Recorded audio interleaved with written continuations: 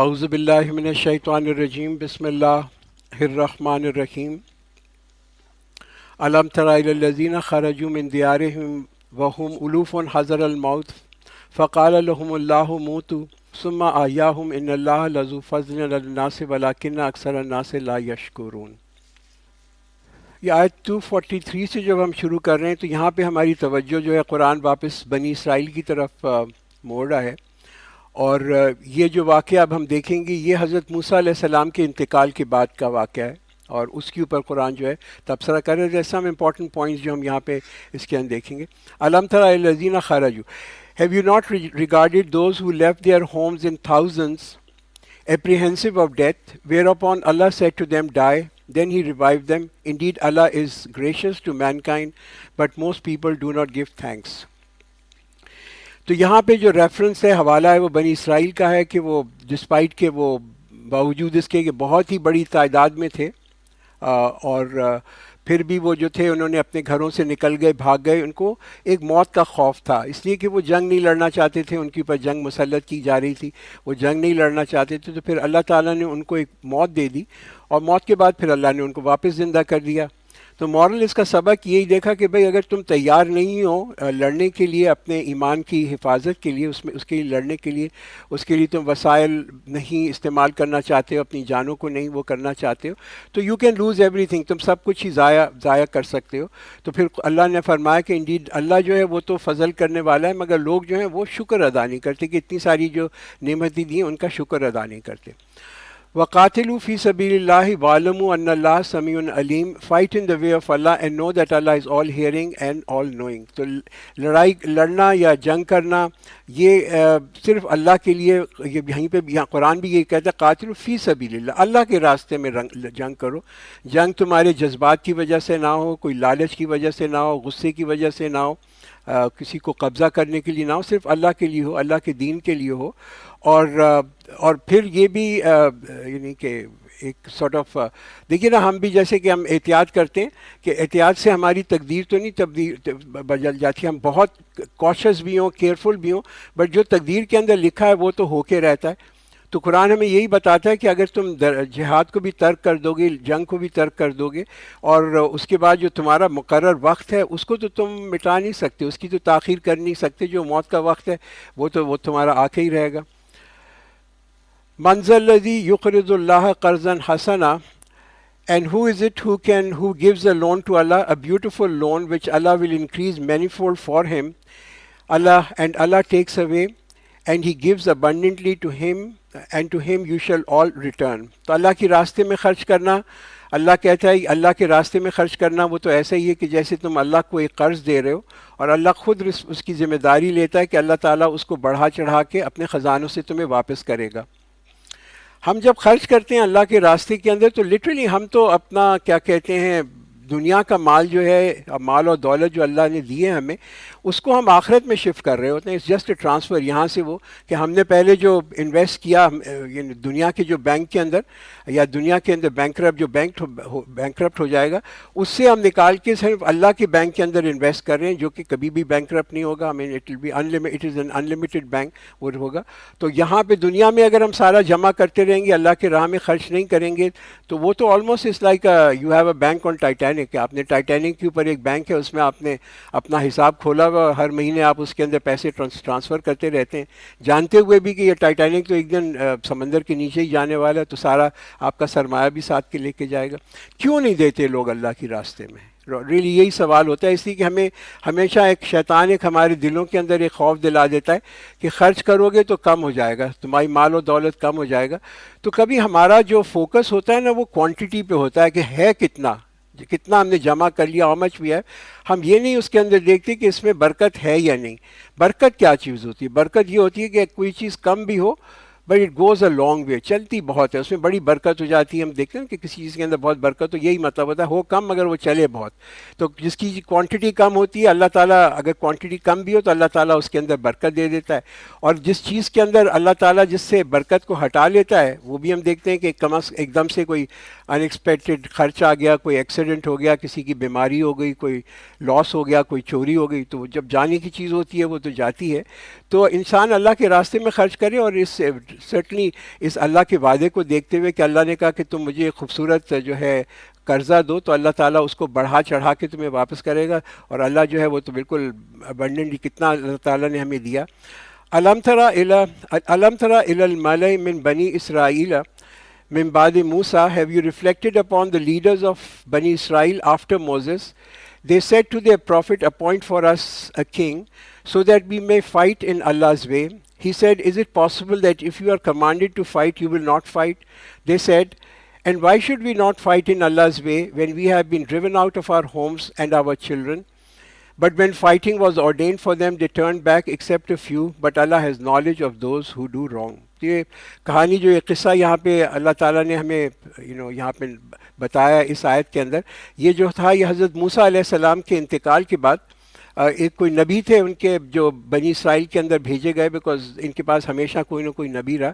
اگر آپ بائبل کا مطالعہ کریں اور ایگزوڈس کو دیکھیں تو وہاں پہ کہانی آتی ہے ایگزیکٹلی یہ جو قرآن کی کہانی اس سے ملتی جلتی ہے، کہ ایک جو نبی تھے وہاں پہ ان کا نام تھا سیمیول نبی تھے وہاں پہ، قرآن نے ان کا نام لیا، اور ٹائم فریم ہم دیکھ رہے ہیں تقریباً کوئی 1150 BC کی بات ہے. اس زمانے کے اندر یہ نبی تھے. تو وہاں کے جو لوگ تھے انہوں نے مطالبہ کیا اپنے نبی کے ساتھ کہ بھئی ہمیں ایک بادشاہ چاہیے، وی نیڈ اے بادشاہ. اب وہ بنی اسرائیل کیوں بادشاہ مانگ رہے تھے؟ اس لیے کہ اوبیسلی وہ بڑے متاثر تھے بادشاہت سے، وہ اتنے عرصے 400 سال تک فرعون کی بادشاہت کے اندر رہ چکے تھے. تو ان کی یہ غلط فہمی تھی، اور انہوں نے دیکھا کہ بھئی وہاں مصر میں کتنی ترقی ہوئی ہے اور کیا نظام ہے اور کیا حساب کتاب ہے. تو ان کو یہ غلط فہمی ہوئی کہ یہ سسٹم ہے، اگر ہم یہاں پہ یعنی کہ ہم بھی اپنا ایک بادشاہ مانگتے ہیں تو ہمیں بھی شاید کامیابی ہو جائے. حالانکہ بات یہ تھی کہ وہ کوئی آنیسٹ بادشاہ نہیں چاہتے تھے، وہ each one of them wanted to be a king. ان میں سے ہر آدمی جو تھا، جو خاص طور پہ امیر لوگ تھے، وہ چاہتے تھے کہ ہمیں بادشاہ بنا دیا جائے.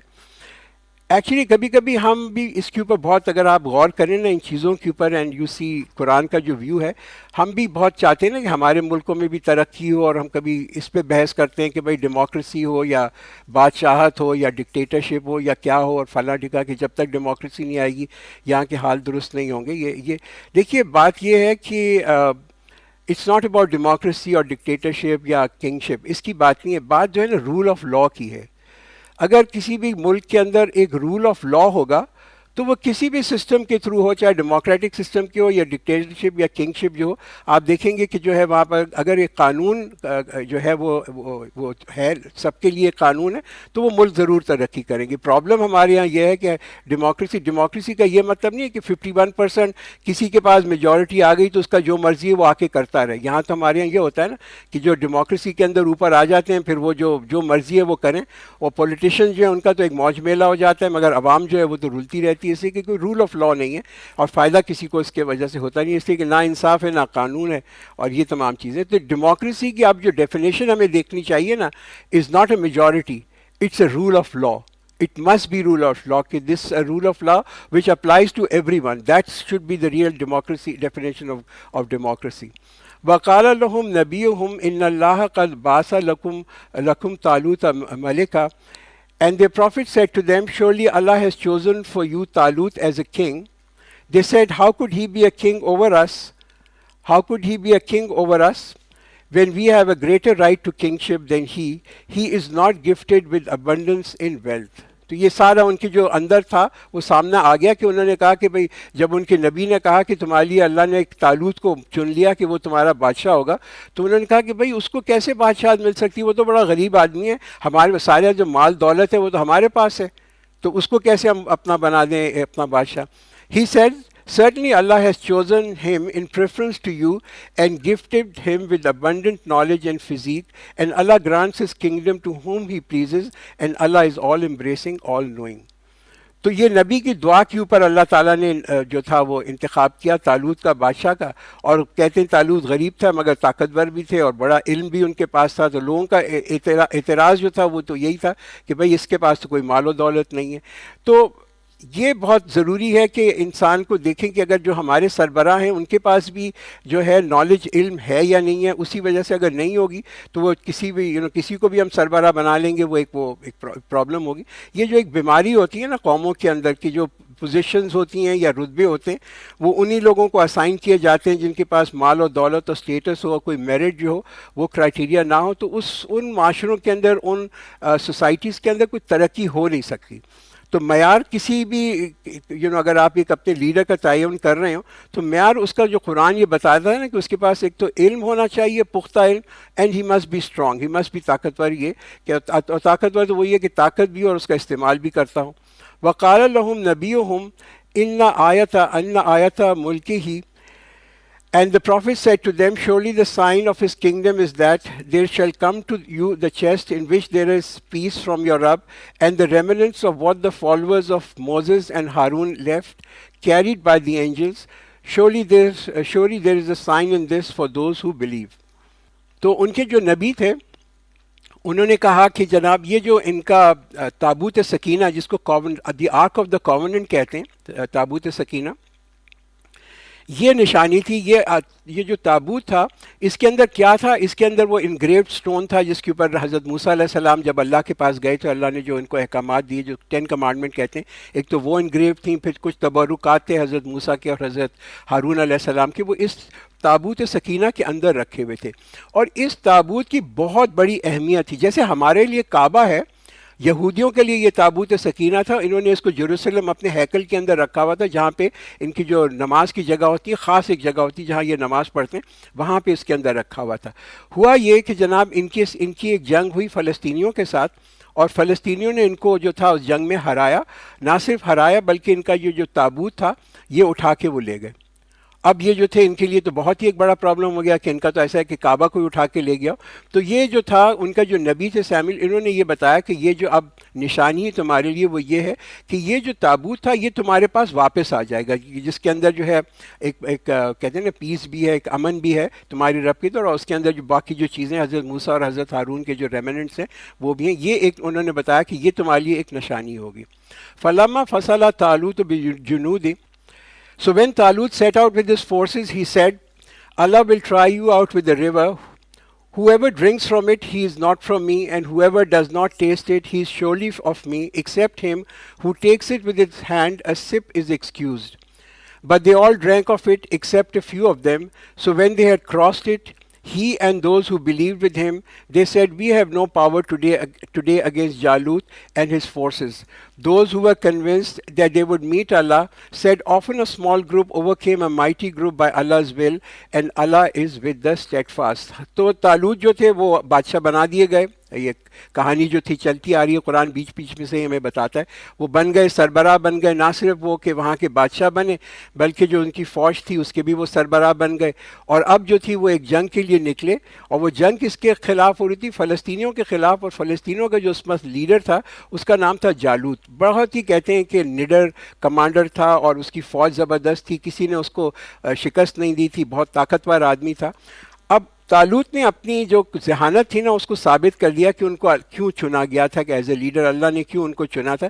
ان کی حکمت دیکھیے, ان کی فورسائٹ دیکھیے کہ جب وہ اپنی آرمی کو لے کے نکلے تو انہوں نے سب سے پہلے امتحان لیا اپنی آرمی کے لوگوں, اپنے جو لوگ تھے ان کے ساتھ جنگ لڑنے کے لیے, کہ ان کے اندر نظم و ضبط ہے, ان کے اندر ڈسپلن ہے یا نہیں. سب سے پہلی چیز تو انہوں نے یہ دیکھا کہ ان سے انہوں نے یہ کہا کہ ہم جو یہاں پہ وہ ریور جارڈن ان کو کراس کر کے جانا تھا وہاں سے اس جنگ کے لیے. تو جب یہ اس دریا کو کراس کر رہے تھے انہوں نے اپنے فوجیوں سے یہ کہا کہ اس میں سے تو کوئی پانی نہیں پیے. امیجن کریں بہت دور سے وہ ٹریول کر کے آ رہے ہوں, سب پیاسے ہوں, گھوڑے بھی پیاسے تھے. انہوں نے کہا کہ اس میں سے کوئی پانی نہیں پیے گا سوائے یہ کہ جو اپنا ایک چلی کے اوپر تھوڑا سا پانی پی لے, اس کو جو ہے اس کو میں معاف کر دوں گا, باقی کوئی جو ہے کسی کو پانی یہاں سے نہیں پینا چاہیے. تو یہ اپنے سپاہیوں کا بھی انہوں نے ٹیسٹ کیا کہ اس دریا میں سے وہ پانی نہ پئیں. اور جب انہوں نے پانی پی لیا, جن لوگوں نے پانی پیا, اور میجورٹی لوگوں نے پانی پی لیا, تو اب انہوں نے کہا کہ وہاں پر جب انہوں نے کراس کیا ریور جارڈن تو ان کا اب تو ہمارے ماں آج کوئی طاقت نہیں ہے کہ ہم جالوت سے لڑ سکیں. اور ایک چھوٹے سے اسمال لوگ جو تھوڑے سے لوگ جو تھے اس کے اندر بچ گئے. تو جو کنونس تھے کہ وہ اللہ سے، اب جب یہ تھوڑے لوگ بچ گئے تو انہوں نے پھر بھی کہا کہ نہیں ہم جا کے جالوت سے جنگ تو کریں گے. انہوں نے کہا کہ ہمیں تو یہ یقین ہے کہ ہم اللہ سے ملیں گے. اور انہوں نے کہا کہ بہت دفعہ ایسا ہوا ہے، کم من فیتن قلیلۃ غلبت فیتن کثیرۃ باذن اللہ، کہ کبھی کبھی ایسا بھی ہوا ہے کہ ایک چھوٹی جماعت جو ہے وہ غالب آ جاتی ہے بڑی جماعت کی اللہ کے حکم سے. اور اللہ جو ہے وہ صبر کرنے والوں کے ساتھ ہے، اور جو ثابت قدم رہتے ہیں اللہ ان کے ساتھ ہے. تو ان کا اوبیسلی ان لوگوں کا ایمان بہت تھا، پکا ایمان تھا. تھوڑے لوگ تھے بٹ ایمان ان کا پکا تھا. وَلَمَّا بَرَزُوا لِجَالُوتَ وَجُنُودِهِ قالوا ربنا افرغ علينا صبرا وثبت اقدامنا وانصرنا على القوم الكافرين. When they came face to face with Jalut and his forces, they prayed, O our Rabb, pour down on us patience and make our steps firm and assist us against the unbelieving people. بڑی خوبصورت دعا ہے یہ جو یہاں پہ دی ہوئی ہے، اس کو پڑھنا بھی چاہیے، یاد بھی کرنا چاہیے کہ ایک چھوٹا سا گروپ بہت ہی منظم ڈسپلن قسم کا گروپ تھا، اور ان لوگوں کے اندر جو ان کی دعا سے لگتا ہے نا کہ وہ لگتا ہے کہ ان کو اللہ تعالیٰ سے ملنے کی تو بہت خواہش تھی، یعنی کہ یہ محبت ان کو بہت تھی. اور وہ جو محبت تھی اللہ کی چاہت اور محبت وہ زیادہ تھی بنسبت اس کے کہ وہ اپنی زندگی کو پرولونگ کریں.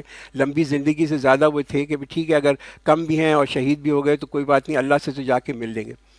فَحَزَمُوهُمْ بِإِذْنِ اللَّهِ وَقَتَلَ دَاوُدُ جَالُوتَ وَآتَيْنَاهُ اللَّهُ الْمُلْكَ وَالْحِكْمَةَ وَعَلَّمَهُ مِمَّا يَشَاءُ.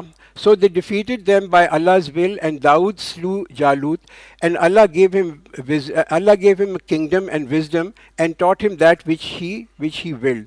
And if Allah had not repelled some people with others, disorder would surely overwhelm the earth, but Allah is bountiful to all the worlds. تو آپ یہ سوچیں کہ یہ دونوں آرمیز جو تھیں جب آ کے یہ آرمی آ کے ملی اور اس کے بعد ان کی جنگ شروع ہوئی، آمنا سامنا ہوا. تو جالوت جو تھا اس نے اپنا اس زمانے کا جو طریقہ تھا جنگ کرنے کا کہ سب سے بہادر جو تھا وہ پہلے آگے آتا تھا. تو جالوت اپنی فلسطینی جو آرمی تھی اس میں نکلا، اس نے چیلنج کیا، اور اس سائڈ سے طالوت کی جو آرمی تھی وہاں سے حضرت داؤد، اس فوج کے اندر سے حضرت داؤد جو تھے انہوں نے آگے نکلے اس کے اندر. And there was no match between the two, کہاں جالوت اور کہاں حضرت داؤد، دیر واز نو میچ، اس لیے کہ جالوت واز سو ہیوج اور اس کی جو مہارت تھی اس کے اندر وہ بہت زبردست تھی، جنگ کی صلاحیت بہت تھی اور ایکسپیرینس بہت تھا. اور حضرت داؤد جو تھے وہ تو ایک یعنی کہ بالکل پہلی دفعہ انہوں نے جنگ کے اندر حصہ لیا تھا. مگر حضرت داؤد کے پاس ایک صلاحیت تھی اور مہارت تھی، وہ یہ تھی کہ ان کے پاس ایک یہ غلیل سی تھی، اس کو کہتے ہیں نا پتھر رکھ کے اس کو زور سے گھماتے ہیں اور پھر وہ پتھر جب چھٹتا ہے تو وہ جا کے لگتا ہے. تو انہوں نے یہی کیا کہ اپنی غلیل نکالی، اس کے اندر سے اس کو جو سلنگ اور سٹاف جس کو ہم کہتے ہیں اس کو پتھر کو گھمایا اور اس کو ایسے طریقے سے مارا، اتنا مؤثر تھا کہ وہ جا کے جالوت کی آنکھ کے اوپر لگا اور وہ جو تھا وہیں پر ڈھیر ہو گیا، وہ مر گیا. اور یہ جو تھا وہ ساری جو فلسطینی آرمی تھی انہوں نے جب دیکھا کہ ہمارا جو لیڈر ہے وہی یہاں پہ مر گیا تو پوری آرمی جو تھی بھاگ گئی. تو وداؤٹ اینی ریئل بیٹل جو تھی یہ گیم سیٹ میچ اور کہتے ہیں نا ہسٹری، اس کے اندر آپ یہ دیکھیں کہ ایک ٹیکنالوجی کا بھی کمال ہے. وی شوڈنٹ ریئلی اس کو بھی نہیں ہمیں سمجھنا چاہیے کہ جو انہوں نے یہ پہلی دفعہ یوز کیا ہوگا، کبھی کسی نے دیکھا نہیں ہوگا کہ ایسے سلنگ سے آپ پتھر کو ایسے مار سکتے ہیں. تو ایک ٹیکنالوجی کا بھی تو وہ تھا، وہ استعمال ہوا. اینی وے فلسطینی آرمی وہاں سے بھاگ گئی. اور سبق کیا اس سے ملا کہ کبھی کبھی تعداد جو ہے ڈزنٹ ریلی میٹر. کئی دفعہ ہوتے ہیں کہ man behind the gun that matters, کہ جو بندوق کے پیچھے اس کا بھی وہ بڑا امپورٹنٹ ہوتا ہے کہ اس کا ایمان ہو، لوگوں کا ایمان ہو، صبر ہو اور وہ ثابت قدم ہو تو اللہ تعالیٰ کی مدد بھی آتی ہے. اور بٹ اللہ تعالیٰ کی مدد کے ساتھ یہ بڑا وائٹل ہے کہ ہم جو ہے نا ہمارے پاس ایڈوانس ٹیکنالوجی ہو. یہ میرا خیال ہے پہلی دفعہ ہوگا کہ ایک میزائل یوز ہوا کسی کو ایک جنگ کے اندر. جو پہلا میزائل جو تھا حضرت داؤد علیہ السلام نے اس کو یوز کیا. تو تعداد اور طاقت جو ہے وہ is of no avail against ہمت. یا جو لوگ تھے ان کی ہمت بھی تھی اور طالوت کی منصوبہ بندی بھی تھی، اور ان کا یہ کہ حضرت داؤد کو اپنی آرمی کے اندر لے کے آنا یہ بھی ایک چیز تھی ان کی. تو وائٹل انگریڈینٹ جو ہم دیکھتے ہیں نا اس جنگ کے اندر جو تھا وہ کیا تھا؟ اطاعت تھی اور دوسرا نظم و ضبط تھا. یہ دونوں چیزیں جو تھیں بہت امپورٹنٹ تھیں. تلک آیات اللہ نتلوہا علیک بالحق وَإِنَّكَ لَمِنَ الْمُرْسَلِينَ, and these are the signs of Allah which we recite to you in truth, and you are indeed of the messenger. تو یہ پروفیسر صلی اللہ علیہ وسلم کو تو کوئی طریقہ نہیں تھا کہ اللہ یہ جو چیزیں ہیں ان کے بارے میں کچھ معلوم ہو، یہ طالوت کے بارے میں اور یہ تمام جنگوں کے بارے میں. یہ تو اللہ تعالیٰ ہی تھا کہ وحی کے تھرو ان کو بتا رہا تھا، اور یہ یعنی کہ یہ اللہ ہی ان کو انفارم کر رہا تھا. تو ہم آج یہاں پہ آ کے رکتے ہیں. اس میں آج ہمارا دوسرا پارہ جو ہے وہ بھی ختم ہو جاتا ہے. ہمارے جو کی ٹیک اوورز ہیں، ٹیک اویز ہیں آج، وہ اوبیسلی جو پچھلے 4 ہم نے تراوی سے پہلے جو آیتیں دیکھی تھیں، اس کے اندر طلاق کا جو موضوع ہے بڑا امپورٹنٹ ہے. یہ بہت لوگ اس سے گزرتے ہیں. یہ آپ کو خیال رکھنا چاہیے کہ دیکھیے طلاق جو ہے وہ ایز اے ورڈ آپ استعمال نہ کریں، کبھی بھی استعمال نہ کریں. اور اگر کریں تو زندگی میں آپ صرف 2 دفعہ دے سکتے ہیں طلاق. ایک دفعہ اگر آپ نے طلاق دے دی تو وہ کبھی مٹتی نہیں ہے، وہ زندگی بھر رہتی ہے. پھر اگر آپ نے دوسری دفعہ طلاق دے دی تو اب آپ کے پاس غلطی کی گنجائش نہیں ہوتی. اس لیے کہ اگر اسٹرائک 3 ہو جائے اور تیسری طلاق ہو جائے تو پھر جو ہے ری میرج یعنی کہ شادی جو ہے وہ پاسبل نہیں ہے، کہ انلیس کہ جو بیوی ہو وہ کسی اور سے شادی کرے وداؤٹ اینی پری کنڈیشن، شرط کے بغیر، اور پھر وہ بھی ڈائیورس ہو جائے. تو اور دوسرا اللہ کہتا ہے کہ بھائی میری آیات کو تم مذاق مت بنا لینا. تو یہ خاص طور کے اوپر یہ جو ہم دیکھتے ہیں کہ خاص طور پہ وہ مرد جن کا بڑا شارٹ ٹیمپر ہوتا ہے، شارٹ فیوز ہوتا ہے، وہ زندگی میں پتہ نہیں کتنی دفعہ غصے میں آ کے جو ہے طلاق طلاق کہتے رہتے ہیں. اس کے اثرات جو ہیں بہت خراب ہوتے ہیں، اس لیے کہ یہ نسلوں کے اوپر جاتے ہیں.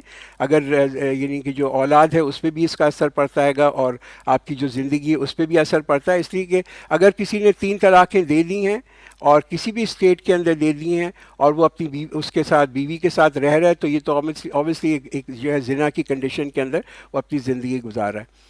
دوسری چیز جو ہم نے دیکھی وہ نماز کے بارے میں تھی کہ نماز کی حفاظت کریں، اسپیشلی عصر کی نماز. اٹس این ایکسٹریملی امپورٹنٹ نماز. پروفٹ نے بھی اس کے اوپر بہت میں نے آپ کو حدیث سنائی تھی. تیسری چیز جو ہم نے اب دیکھی اس کے اندر، یہ طالوت کے جو قصے کے اندر، وہ یہ دیکھی کہ جی merit is the most important thing.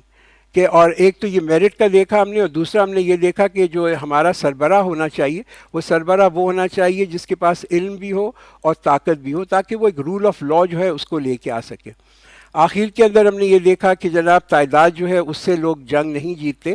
اس کے لیے ایک عزم چاہیے، ایک یقین چاہیے، ایک صبر چاہیے، ایک منصوبہ بندی چاہیے، ثابت قدمی چاہیے، ٹیکنالوجی بھی چاہیے. وداؤٹ ٹیکنالوجی جو ہے، اور اللہ اس کے بعد on top of all this obviously اللہ تعالیٰ کی مدد چاہیے. اس لیے کہ اللہ کی مدد کے بغیر تو کوئی یعنی کہ فتح ممکن ہی نہیں. سو بارک اللہ لنا ولکم فی القرآن العظیم ونفعنا وإیاکم بالآیات والذکر الحکیم.